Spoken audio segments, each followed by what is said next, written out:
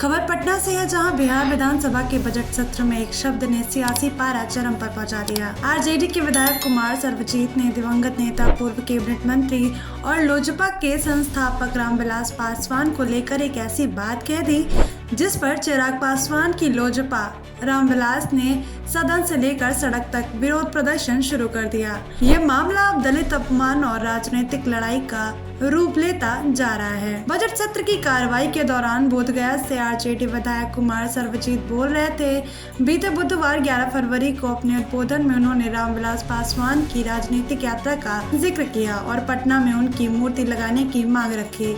इस दौरान उन्होंने रामविलास पासवान को बेचारा कह दिया। इसको लेकर सत्ता पक्ष के विधायक, खासकर लोजपा के सदस्यों ने तुरंत विरोध शुरू कर दिया। सदन में नारेबाजी हुई। लोजपा विधायकों ने नारे लगाए, आरजेडी की पहचान, दलितों का अपमान। पोस्टर लहराए गए जिसमें तेजस्वी यादव पर तंज कसा गया। इस बीच स्पीकर प्रेम कुमार ने शांति बनाए रखने की अपील की, लेकिन हंगामा काफी देर चला। सदन में बोलते हुए कुमार सर्वजीत ने कहा कि रामविलास पासवान न सिर्फ बिहार बल्कि देश की राजनीति में दलितों, वंचितों और गरीबों की बुलंद आवाज रहे हैं। दशकों तक केंद्र और राज्य की रणनीति में सक्रिय रहते हुए उन्होंने सामाजिक न्याय के लिए निरंतर संघर्ष किया है। ऐसे नेता की स्मृति को सम्मान देने के लिए विधानसभा परिसर में उनकी प्रतिमा लगाई जानी चाहिए। रामविलास पासवान को बेचारा कहने पर लोजपा रामविलास ने विरोध किया। तेजस्वी यादव का पुतला भी फूका। इस मामले को लेकर रविवार को पटना के कारगिल चौक पर लोजपा रामविलास के नेताओं ने जोरदार प्रदर्शन किया। सांसद अरुण भारती, प्रदेश अध्यक्ष राजू तिवारी और गन्ना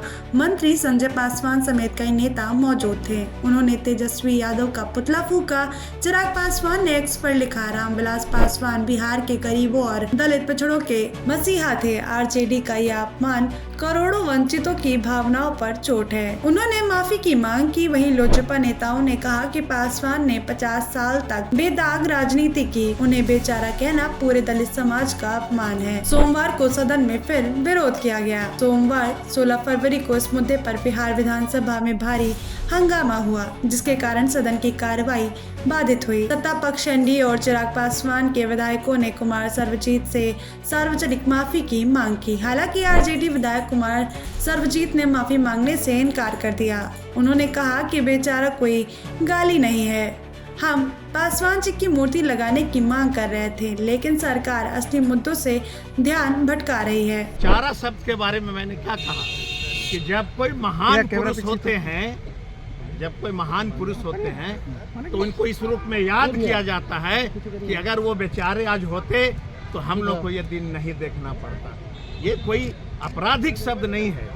विधायक कुमार सर्वजीत के समर्थन में आए दूसरे आरजेडी विधायकों ने भी इसे सरकार की साजिश बताया। आरजेडी का कहना है कि लोजपा एनडीए की मदद से इस मुद्दे को हवा दे रही है। अब बात करते हैं रामविलास पासवान पर विवाद क्यों। रामविलास पासवान बिहार के प्रमुख दलित नेता थे।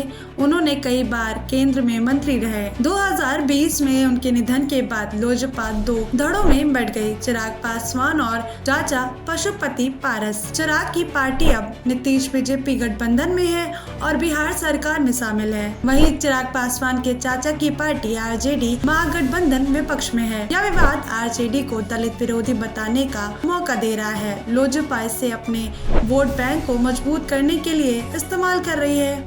सदन में कार्रवाई बाधित हुई और राजनीतिक तापमान बढ़ गया है। जानकार कहते हैं कि इस कुमार सर्वजीत का मतलब संभवतः रामविलास पासवान की संघर्षपूर्ण राजनीति या गठबंधनों को बयान करने से था, लेकिन बेचारा शब्द विवादास्पद साबित हुआ। 16 फरवरी तक मामला गर्म है। लोजपा माफी मांगने पर अड़ी है, वहीं आरजेडी पीछे हटने को तैयार नहीं। दरअसल बिहार की सियासत में पासवान परिवार की विरासत हमेशा जातिगत राजनीति की दृष्टि से संवेदनशील रही है और इस बार भी उनके लिए इस्तेमाल किए गए शब्द ने विधानसभा में उबाल ला दिया है और बात सदन से निकलकर सड़क तक पहुंच गई है। इस बयान के बाद राजद के खिलाफ विधानसभा में बढ़ते हंगामे और विरोध के बीच राजद विधायक भाई वीरेंद्र ने सत्ता पक्ष पर तीखा पलटवार किया। भाई वीरेंद्र ने कहा कि उस बयान में बेचारा शब्द का गलत मतलब निकाला जा रहा है। उनके मुताबिक इस शब्द का इस्तेमाल किसी के अपमान के लिए नहीं, बल्कि इस संदर्भ में किया गया था कि रामविलास पासवान जैसे बड़े नेता इतनी लंबी राजनीति करने के बाद भी कभी मुख्यमंत्री या प्रधानमंत्री नहीं बन पाए। उन्होंने आरोप लगाया कि लोजपा इस मुद्दे को जानबूझकर तूल दे रही है और साथ ही सरकार चुनावी स्टंट के जरिए जनता को गुमराह करने की कोशिश कर रही है। भाई वीरेंद्र ने सरकार के चुनावी वादों पर सवाल उठाए। उन्होंने आरोप लगाया कि बयानबाजी और भावनात्मक मुद्दों के जरिए जनता का ध्यान भटकाने की कोशिश की जा रही है। सवाल है कि हमारे जो मुख्य सचेतक हैं विरोधी दल के, वो भी दलित हैं। तो किसी ने बेचारा शब्द कोई खराब शब्द थोड़ी है। बेचारे का मतलब उनको कभी मुख्यमंत्री नहीं बनाया लोग, प्रधानमंत्री की कुर्सी तक नहीं पहुंचने दिया गया लोग, इसलिए वो बेचारे कहे और कोई बात नहीं। चुनावी स्टंट ही है, आप देखते रहिए क्या क्या होता है। वो सब चुनावी स्टंट है और वो देखिए सरकार जुमलेबाजियों के साथ गलमहिया कर रही है और जब गलमहिया करेगी तो जुमलेबाजी भूलेगा। पर बिहार सरकार में असर भाई वीरेंद्र जी भाई इस पूरे विवाद का असर विधानसभा की कार्यवाही पर साफ दिखाई दे रहा है। सत्ता पक्ष और विपक्ष के बीच तीखी नोकझोंक हुई। हंगामे के चलते सदन का माहौल तनावपूर्ण बना रहा।